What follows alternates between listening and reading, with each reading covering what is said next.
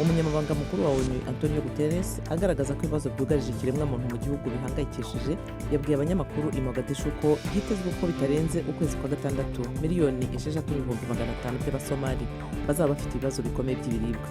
Abimukira bashakisha utwabo twaba twasigaye mu nkambi hanze y'ibiro bya ONU byita ku kiremwamuntu i Tunisi nyuma y'uko polisi yishesheje kuwa kabiri.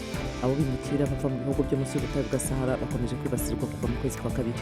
UNICEF igereranya ko mu mpera z'ukwezi kwa gatatu urubyiruko 750 muri Congo bahagaritse amashuri kubera ko hagera ku 2,100 yafunzwe bitewe n'ubushyamirane.